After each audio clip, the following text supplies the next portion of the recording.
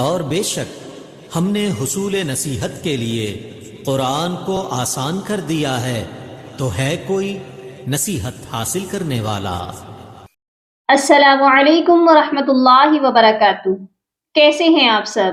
میری دعا ہے اللہ تعالیٰ آپ کو صحت و عافیت کی اور ایمان کی بہترین حالت میں رکھے۔ اللہ تعالیٰ آپ کے گرد گھومنے والے ہر شر کو خیر میں بدل دے، آمین یا رب العالمین۔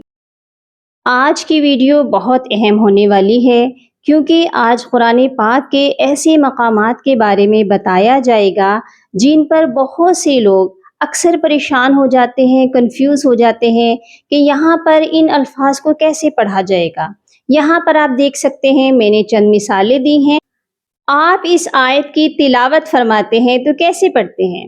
یہاں پر آپ دیکھیے کہ آیت ہو رہی ہے، وقف ہے، یعنی ہم سٹاپ کر رہے ہیں، لیکن جیسے ہی آپ نیکسٹ آیت سٹارٹ کرتے ہیں تو یہاں پر بہت سے لوگ کنفیوز ہو جاتے ہیں کہ یہاں پر چھوٹا سا نون ہے۔ کچھ لوگ یہ سمجھتے ہیں کہ یہ چھوٹا سا نون اس آیت کا فرسٹ لیٹر ہے اور ہم نے اس نون کے ساتھ اپنی آیت کو شروع کرنا ہے، اور اسی وجہ سے بہت سے لوگ یہاں پر غلطی کر جاتے ہیں۔ ان کے نالج میں یہ نہیں ہوتا کہ نون کس وجہ سے لکھا جاتا ہے، نون کو کیسے پڑھا جاتا ہے۔ یہاں پر بھی آپ دیکھ سکتے ہیں کہ آیت کمپلیٹ ہو رہی ہے۔ اس آیت میں کافی علامات بھی ہیں، اور جو ہی اگلی آیت سٹارٹ ہوتی ہے تو یہاں پر بھی چھوٹا سا نون الف کے نیچے لکھا ہوا ہے، اور بعض لوگ اس کو نسماء پڑھ لیتے ہیں، جو کہ درست نہیں ہے۔ اسی طرح تیسری مثال میں دیکھیے کہ ترک خیرا، یہاں پر آپ وقف دیکھ سکتے ہیں، یہاں پر وقف کا سائن ہے، وقفی جائز ہے، اور یہاں پر وقف کریں گے، لیکن جب نیکسٹ سٹارٹ لیا جائے گا تو اس نون کو کیسے پڑھا جائے گا؟ بہت سے لوگ یہ سمجھتے ہیں کہ نون کے نیچے زیر ہے، یعنی کسرہ ہے، اور وہ اس کو ایسے پڑھتے ہیں نیل وسیات، جو کہ قاعدے کے اعتبار سے، رول کے اکارڈنگ بالکل بھی درست نہیں ہے۔ مثال نمبر 4 ہے سورہ یوسف میں، جیسے ہی آیت مکمل ہوگی تو کچھ لوگ جب آیت سٹارٹ کریں گے تو اس چھوٹے سے نون سے آیت کو سٹارٹ کر دیتے ہیں، کیسے نقتلو، اس طرح پڑھ دیتے ہیں، تو یہ بھی بالکل رانگ ہے۔ تو آج کی ویڈیو میں ہم سمجھنے والے ہیں کہ یہ چھوٹا نون کب لکھا جاتا ہے، اس کو کیسے پڑھا جاتا ہے، کب پڑھا جاتا ہے، کب چھوڑا جاتا ہے، اس نون کو کیا کہتے ہیں، اس کا کیا نام، کیونکہ آپ کو الف اور نون قرآن پاک میں جگہ جگہ لکھے ہوئے ملیں گے۔ ویڈیو میں آپ کو ایک نہیں بلکہ دو قاعدے سمجھانے والی ہوں، ایک تو اس چھوٹے نون کا، اور دوسرا آپ کو ہر نون کے آگے الف نظر آ رہا ہوگا جس پر کوئی حرکت نہیں ہے۔ یہاں پر بھی اکثر لوگ غلطی کر جاتے ہیں، اس خالی الف پر خود سے کوئی بھی حرکت لگا کر پڑھ دیتے ہیں۔ ان الف کو کیسے پڑھا جائے گا، کس الف پر کون سی حرکت لگا کر پڑھیں گے، آج کی ویڈیو آپ مکمل دیکھ لیں گے تو آپ انشاءاللہ اس نون کا قاعدہ اور اس الف کا قاعدہ جو کہ خالی ہے مکمل طور پر سمجھ جائیں گے۔ اگر آپ کو ویڈیو اچھی لگی تو ویڈیو کو لائک اور سبسکرائب کر دیجئے، اور بیل آئیکن کو لازمی کلک کر لیجئے تاکہ آنے والی ہر نئی ویڈیو آپ تک پہنچتی رہے، اور ثواب کی نیت سے صدقہ جاریہ سمجھ کر زیادہ سے زیادہ شیئر ضرور کیجیے گا تاکہ اور لوگ بھی فیض یاب ہو جائیں اور اس نیکی میں آپ کا حصہ بھی شامل ہو جائے۔ تو چلیے سبق شروع کرتے ہیں۔ اعوذ باللہ من الشیطان الرجیم، بسم اللہ الرحمن الرحیم۔ سب سے پہلے اس کے نام کو جان لیجئے۔ یہ چھوٹا سا نون جو ہے اس کو کہتے ہیں نون قطنی۔ کیا کہتے ہیں؟ نون قطنی۔ ایکچولی یہ نون اس آیت کا، اس کلمے کا حصہ نہیں ہوتا، بلکہ یہ عارضی طور پر لکھا جاتا ہے۔ اور عارضی طور پر یہ کب لکھا جاتا ہے؟ جب لفظ کے اینڈ پر تنوین ہو، یعنی 2 زبر، 2 زیر اور 2 پیش ہو، اور اس تنوین کے بعد جو ورڈ لکھا ہے وہ اگر حمزہ وصلی، یعنی وہ الف جس کے اوپر زبر زیر پیش لگا کر حمزہ بنایا جاتا ہے، آپ دیکھ سکتے ہیں یہ حمزہ وصلی ہے، یہ الف نہیں ہے، یہ بھی حمزہ وصلی ہے۔ ان کے اوپر کون سی حرکت لگے گی، یہ کیسے پڑھا جائے گا؟ یہ سب خالی الف ہیں، ان کے اوپر کوئی حرکت لگے گی تو یہ پڑھے جائیں گے، اور اس کو حرکت لگانے کے بعد الف نہیں بلکہ حمزہ کنسیڈر کیا جائے گا۔ ٹھیک ہو گیا، اور اسی کو کہتے ہیں حمزہ وصلی۔ اب اس نون کے قاعدے پر واپس آتے ہیں۔ جب آخری حرف پر تنوین ہو اور اس کے آگے جو لفظ سٹارٹ ہو رہا ہے وہ حمزہ وصلی سے سٹارٹ ہو رہا ہو تو تب یہ چھوٹا نون لکھا جاتا ہے، اور اس کو پڑھنے کا کیا طریقہ کار ہے نوٹ فرما لیجئے۔ اگر ہم تنوین والے لفظ پر سٹاپ کر لیتے ہیں، وقف کرتے ہیں، جیسا کہ بِقَلْبٍ مُنِیب، اب ہم نے یہاں پر وقف کیا ہے تو یہ نون نہیں پڑھا جائے گا۔ پھر ہم جب اگلی آیت سٹارٹ کریں گے تو الف سے سٹارٹ کریں گے۔ اب بہت سے لوگ یہاں پر اس الف کو پڑھتے ہیں تو نون کے نیچے کسرہ ہے، زیر ہے، اس کے ساتھ ہی اس کو پڑھنا شروع کر دیتے ہیں۔ کیسے؟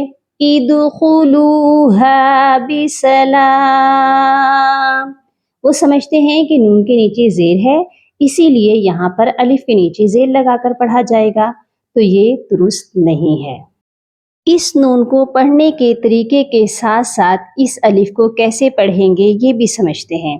جب ہم یہاں پر وقف نہیں کرتے ہیں تو اس نون کو پڑھا جائے گا، تو کیسے پڑھا جائے گا؟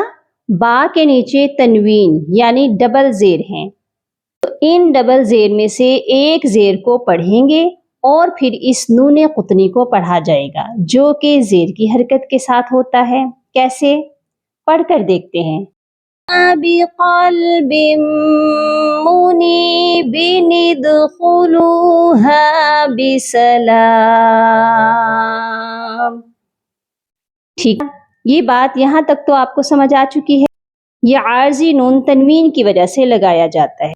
اگر ہم یہاں پر وقف نہیں کرتے تو تب اس نون کو پڑھا جاتا ہے کہ اگر یہاں وقف کر لیتے ہیں جیسا کہ لکھا ہوا ہے بِقَلْبٍ مُنِیبٍ، میں نے یہاں پر وقف کر لیا ہے تو اب اس نون کو نہیں پڑھا جائے گا، یہ بات آپ نے سمجھ لینی ہے۔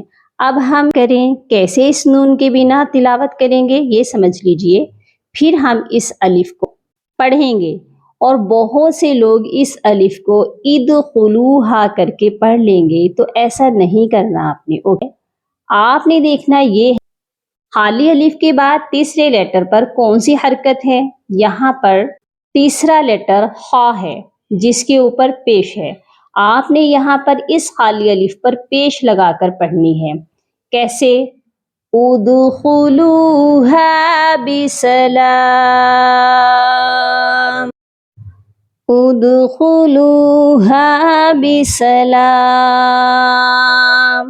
اوکے، کلیئر ہو گیا؟ تو دوسری مثال میں دیکھتے ہیں نشیبا السماء منفطر به، با پر دو زبر کی تنوین تھی، اس میں سے ایک حرکت کو ہٹا دیں گے، سنگل زبر کو پڑھیں گے اور پھر اس نون کو ڈائریکٹ سین مشدد کے ساتھ ملا دیں گے، درمیان میں دونوں خالی حروف نہیں پڑھے جائیں گے۔ تو کیسے پڑھا جائے گا؟ شیبن السماء منفطر به، شیبن السماء۔ اوکے، کلیئر ہو گیا؟ اب اگر میں یہاں پر وقف کرتی ہوں نشیبا، یہاں سٹاپ کیا گیا ہے تو نون کو ہم نے نہیں پڑھا۔ اب یہ الف جو کہ حمزۃ الوصل ہے اس پر کون سی حرکت لگائیں گے؟ یہاں پر آپ نے یہ دیکھنا ہے کہ الف کے بعد اگر لام آ جائے تو خالی الف پر زبر لگا کر پڑھا جاتا ہے، تو ہم نے اس کو کیسے ریڈ کرنا ہے؟ السماء منفطر به، میرے ساتھ دہرائیے، السماء منفطر به، یہاں پر آپ دیکھیے خالی الف تھا اور اس کے بعد لام ہے، اسی لیے اس الف پر ہم نے زبر لگا کر پڑھا ہے۔ ٹھیک ہو گیا؟ یعنی الف کے بعد لام ہوگا تو الف کے اوپر زبر لگے گا، اور پیش کب لگے گا؟ جب الف کے بعد تیسرے حرف پر پیش ہوگا تو ہم الف پر پیش لگا کر، تو ہم خالی الف پر پیش لگا کر پڑھیں گے۔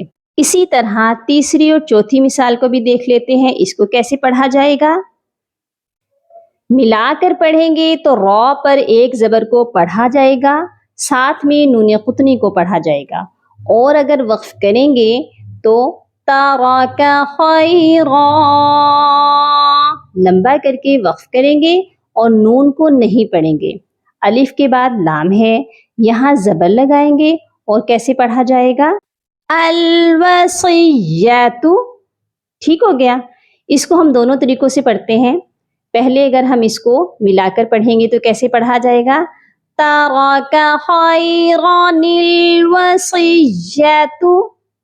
یہاں پر ہم نے نون قطنی کو پڑھنا ہے، لیکن اگر ہم خیرہ پہ وقف کر رہے ہیں تراک خیرا، اس کے بعد پڑھا جائے گا الف کے اوپر زبر لگا کر الوصیۃ۔ ٹھیک ہو گیا؟